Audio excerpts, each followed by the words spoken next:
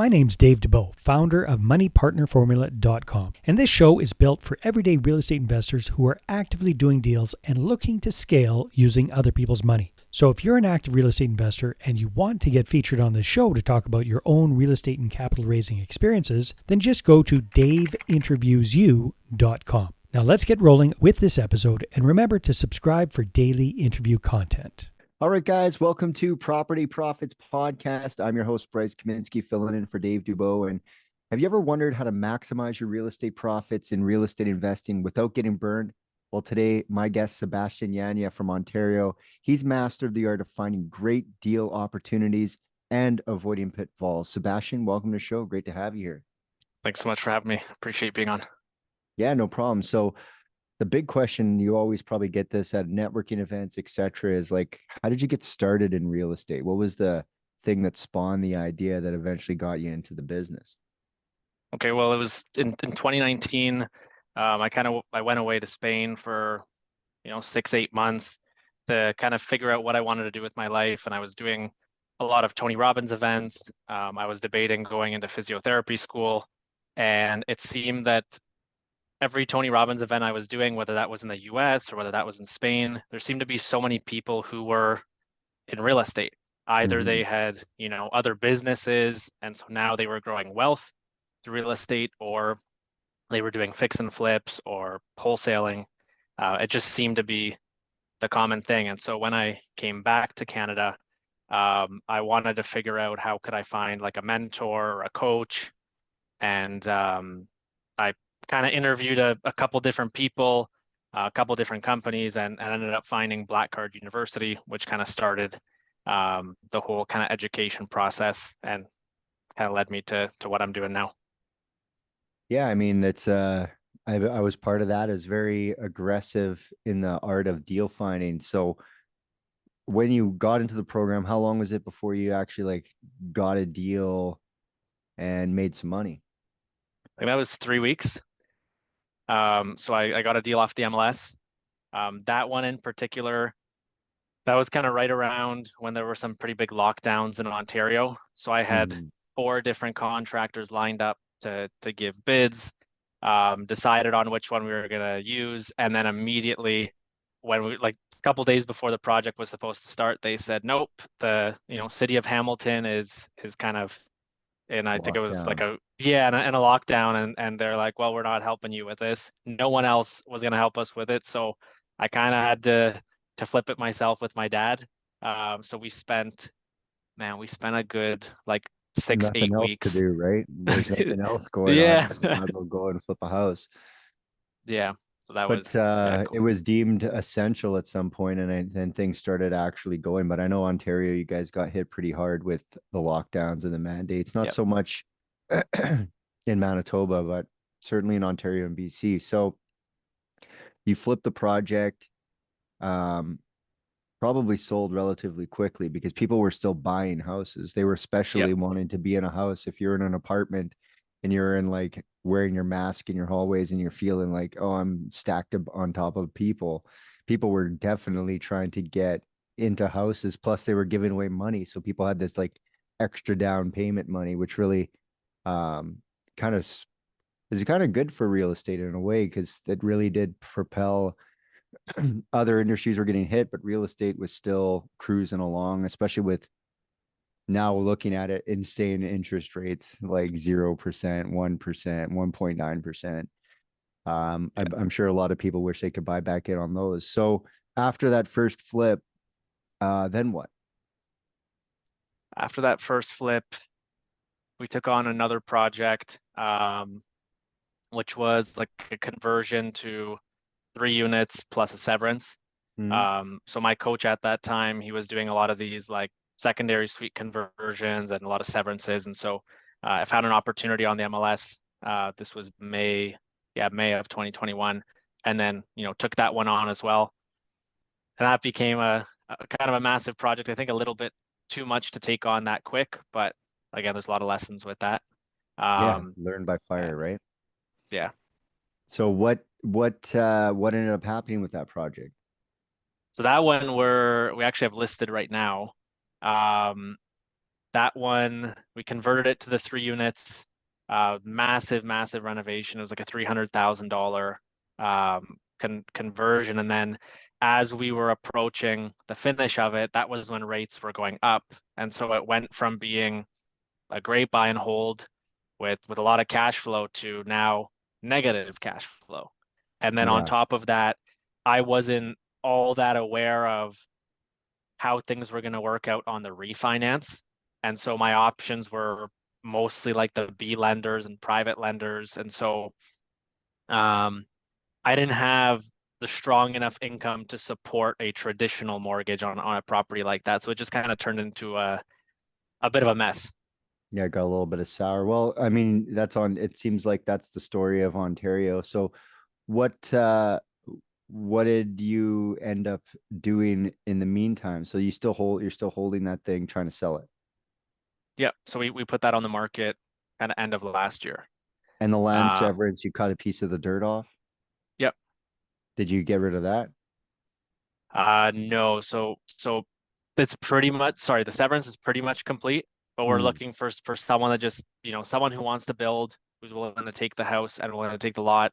The man, some other things came up with that lot throughout the process as well, where, you were limited to a pretty small square footage of a property on there because there was an easement on there. And so just it went from what sounded like a pretty decent project at the start to something where it's like constantly pivoting and having to, keep pivoting as it's kind of gone on. And yeah, we've had to get kind of creative on the capital side of things as well to generate income kind of from other sort of sources as it's kind of gone on. yeah, to keep the deal alive. Because yeah, you really only lose if you quit on the thing. So it's good for you to stay with it and like hopefully one day you can capitalize it. I mean, with all the stuff going on as far as interest rates, the new construction stuff that they're allowing to go, the site plan stuff that they've dropped, I imagine that thing's going to liquidate relatively soon as people start getting more excited about constructing things. So along the way, what sort of challenges did you have to overcome to get to kind of where you are today? The biggest thing was, we had we had a couple properties that, things either they weren't comped well enough, compared to how I would do it now. Like as an example, we bought a property which appeared to be a duplex in Cambridge, Ontario. We closed on it, and afterwards we found out that it was not actually a legal duplex. Yeah. And to kind of make matters a little bit worse, the comp that we were using was a little bit too far outside of that area. And so the expected resale was significantly less. It took the contractors 8 months instead of like 3 months to get it done. And so that 8 month period was after the kind of the biggest drop in the market.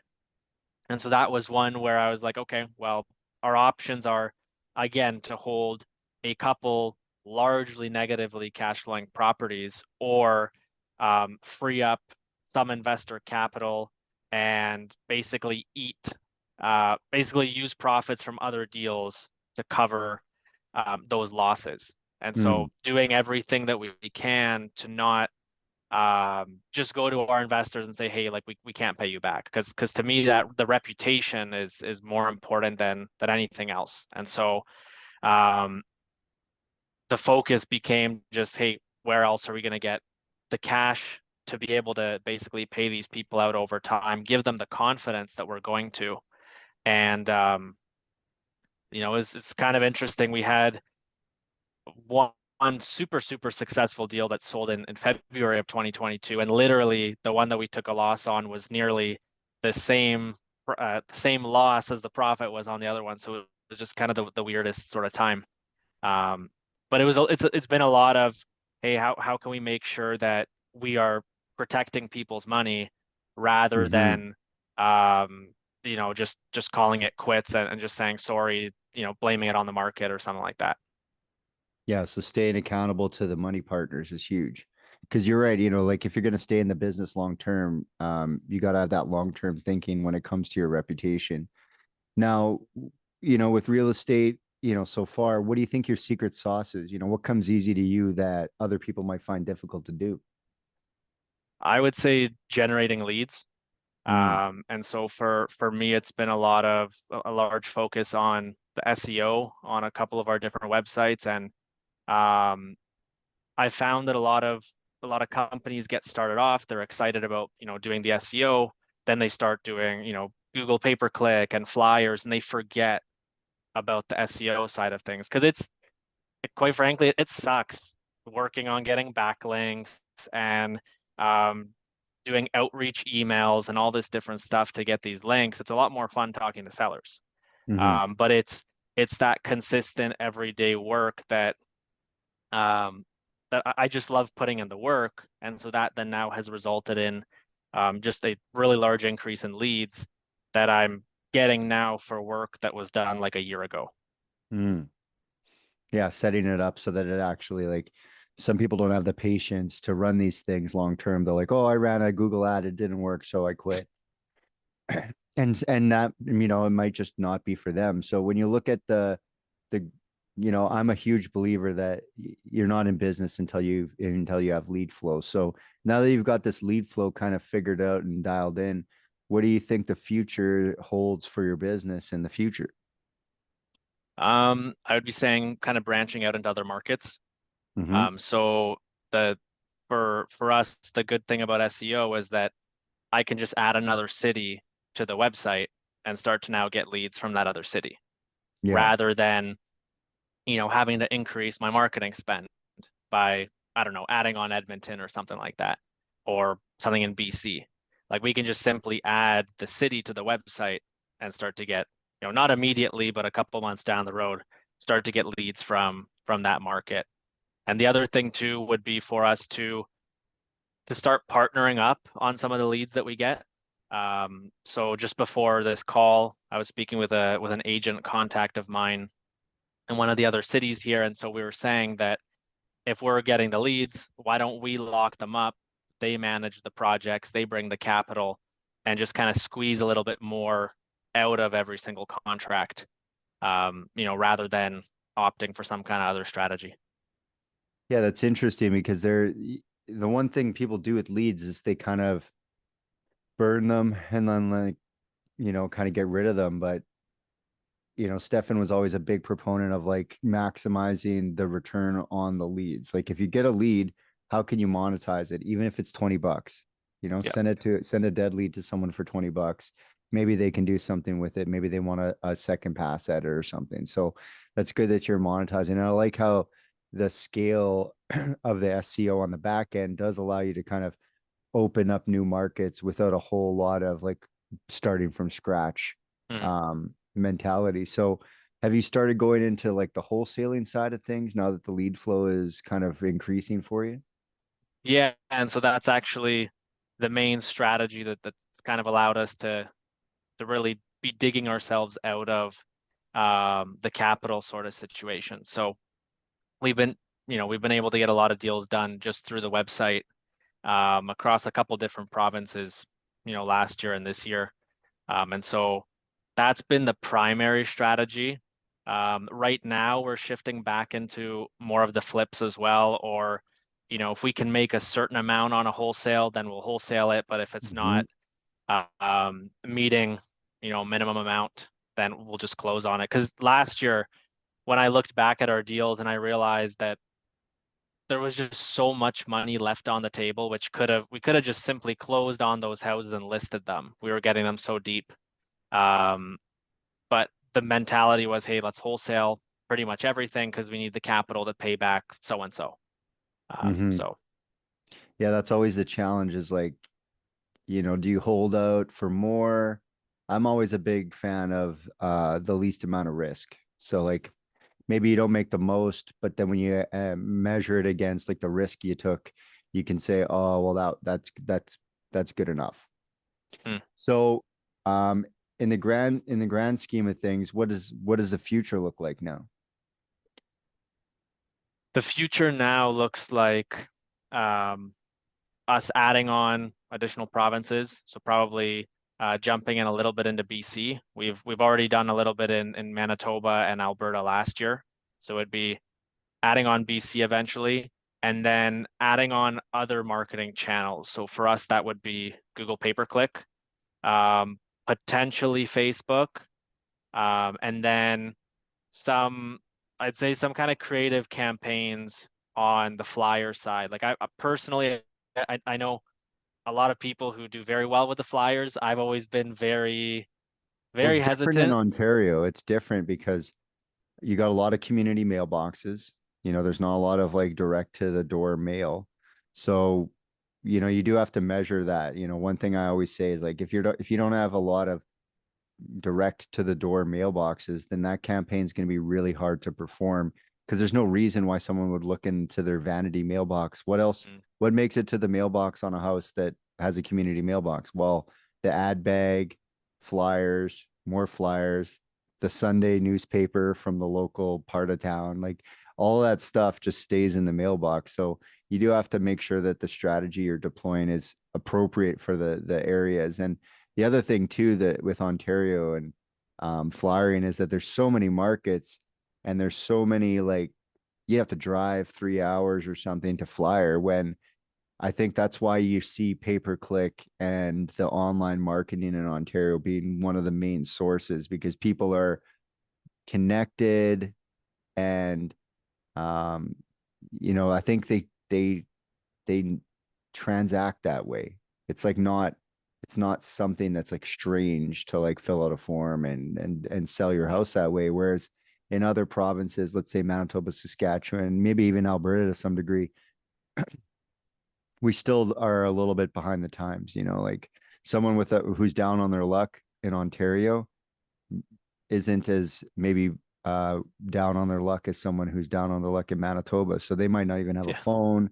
They might not have heat and power. So Ontario is a different animal. I always look at it like the big leagues. If you can make it in Ontario, you can probably make it anywhere. But the smaller markets, the less competition, less sharks. Everyone is always talking, oh, Ontario, I want to go do real estate in Ontario. It's like, okay, sure. If you want to like fight guys like Sebastian here for the leads, then go ahead. So, as far as how you're funding your deals these days, what's that look like? How I'm sorry, funding. Yeah, what's your strategy for like funding these flips and ultimately, you are doing some wholesaling, but you said you're looking more into flipping and also you're protecting the previous raises. So what are you doing right now when it comes to funding your deals? So right now it's about partnering with other investors. So like I mentioned, I got the one agent that we're looking to be closing on a lot more deals on in Windsor. Mm-hmm. So with him, he's got, a direct contact with a lot of capital. So we'll JV those particular deals. Previous deals I've gotten through just kind of referrals through my network. A lot of people and, a lot of psychiatrists, psychologists, these kind of people in the medical field primarily, who then have had other people within their network who, are so busy in what they do, they're building their own businesses and they need something to do with the capital. So for them, um, and a lot of them actually had real estate experience as well. So they're able to, assess the deals. They're not kind of going in blind either. Um, and so I've, been able to get a lot of capital through tapping into some of those networks. So typically when people are like investing significant amounts of money, they need to like, know, and trust you. So what are you doing with the business and your brand to kind of build that experience of that relationship? I mean, so I wouldn't say there's as much in like the brand that people see, but in the conversations that I've had with people, I've always emphasized the importance of protecting their capital and how, I as much as I'm there to sell the potential of a deal, I'm there also to let them know that if I have to go to war with them, I'm more than willing to do that. Mm-hmm. And I know the last year or two have shown them exactly that, where, the market in Ontario did take a massive, massive turn. And so, if someone was, flipping to make 10% of like the after repair value, I mean, they're deep in loss. And Mm-hmm. so letting them know ahead of time when we had our meetings and we had our conversations that I knew, okay, I was buying deep enough that I thought we would be protected if something like that happened. We weren't, but I let them know, and now I'm showing them that. And so I know that when they're made whole, that's the story that they're going to tell to their network, that Mm-hmm. you want to work with this guy because when he says he's going to protect your capital, he means it. Yeah, he digs deep and figures it out. So when it comes to doing deals, are you a find the deal and then get the money, or do you go and line up the capital and then go looking for deals? Definitely find the deal first. Yeah, and fund it as it goes. So when you're presenting deals these days, are you pitching by the deal, or have you moved to more of a person investing, you're investing with Sebastian type deal? I would say at this point, it's still more so focused on the deal, Mm, and just letting them know that this is how we're mitigating the risk. This is the equity we have on the buy. This is what we're doing in a couple different scenarios, and how we'll basically what the game plan is for every potential scenario. mm-hmm.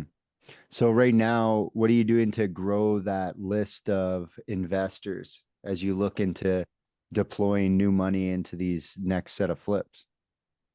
Right now, I would say it's what's the best way to answer that? Well, you've got that Um, one JV. Are you going to be yep. mostly focusing on networking and then connecting with people that can make use of the leads and just kind of maybe taking a break on the risk for a bit? Is that mostly the plan, or what does it look like? I mean, there's what I've found is that a lot of the times I've been passing off leads to agents where I can't capitalize on the leads through either wholesale or flipping it. And so Mm-hmm. I've developed a lot of relationships throughout the province. Um, and a lot of the people who I've developed relationships with have their own flippers as Mm-hmm. clients. They're also, investors who just happen to be agents as well. And so as we've been getting more and more leads and kind of referring more and more sellers to them, we've just deepened those relationships where now, there's multiple different agents who are saying, hey, if you got something that the numbers really work in such and such a market, let's just close on it together.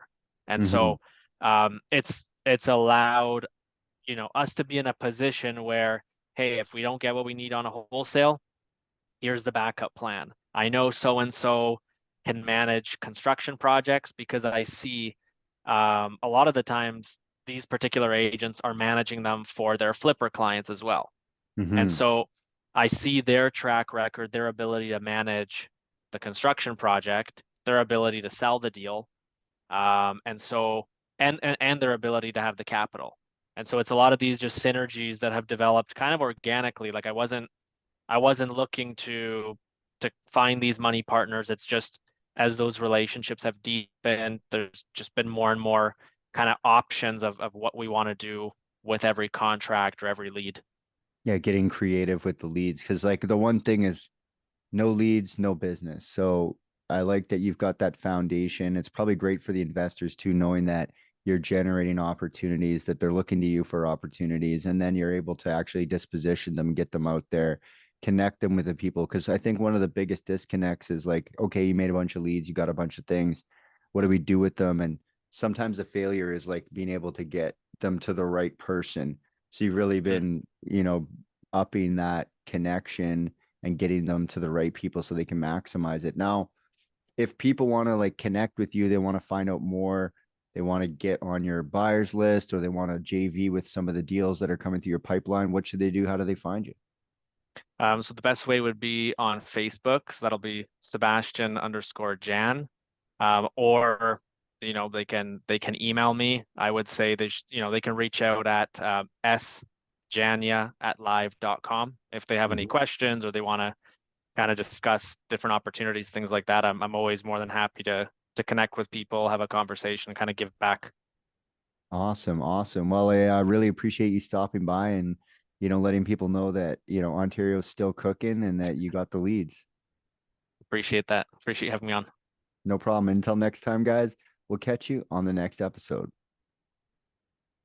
Hey there, I really hope you enjoyed that episode. And as always, if you want to listen to more daily interview content, make sure you subscribe. And if you're an active real estate investor and you're doing deals and you'd like to get featured on this show, then just head over to daveinterviewyou.com. Now at moneypartnerformula.com, we help real estate investors to create a process for predictably getting capital so they can do more deals without relying on hard money lenders or the banks. We do this by building them a private capital marketing system. Now, if you want help turning yourself into a big money capital attraction machine, then book a call with our team to see how we can help. Just visit moneypartnerformula.com to find out more. All right, take care, and we'll see you on the next interview.